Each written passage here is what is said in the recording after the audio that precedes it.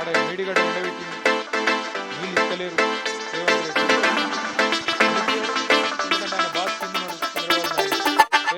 బరాబర్ మర్యాద ఉండదు రాబాయ్ అంటే కిందికి నీళ్ళు పోవన్నాయి మరి ఇయ్యాడు. ఆయన ఆడిచ్చినట్టు ఆడే ఈయన పాపం ఈయన దేవుని ఈయన కోవట్టు చిన్న మనిషిన వాళ్ళిద్దరు ఎట్లా ఆడిస్తే అట్లా ఆడేటోడు ఈయన చేతులు ఏముంటుంది. అట్లాగే ఇప్పుడు నిన్న మీరు చూసిండ్రు పక్కకు కర్ణాటకలో ఆల్మట్టి డ్యామ్ హైట్ పెంచుతుండ్రు 5 ఫీట్లు.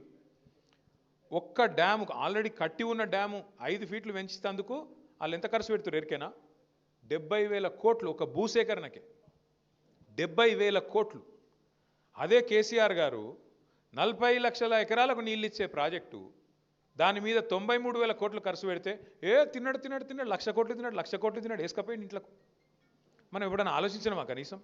అరే 93,000 కోట్లు ఖర్చు అయిన ప్రాజెక్టులో 1,00,000 కోట్లు ఎవడెట్లా తింటాడు? మరి 1,00,000 కోట్లు ఈయననే తింటా బరాజులు ఎవడు కట్టిండు? ఆ పంప్ హౌజులు ఎట్లా కట్టిర్రు? ఆ సొరంగ మార్గాలు ఎట్లా కట్టిర్రు? మరి ఆ మొత్తం కాలువలు ఎట్లా కట్టిండ్రు? గన్ని రిజర్వాయర్లు ఎట్లా వచ్చినాయి? గిన్ని నీళ్ళు ఎట్లా వస్తున్నాయి? ఇలా భూమికి బరువు అయ్యేంత పంట ఎడికెళ్ళి వండుతున్నది అని ఎప్పుడైనా కూర్చొని ఆలోచించినవా? ఇక తిన్నాడట అంటే తిన్నాడు తినే ఉంటాడు. ఇదిగో పూలంటే అదిగొత్తో ఒక అడిగినోడు లేడు చూసినోడు లేదు.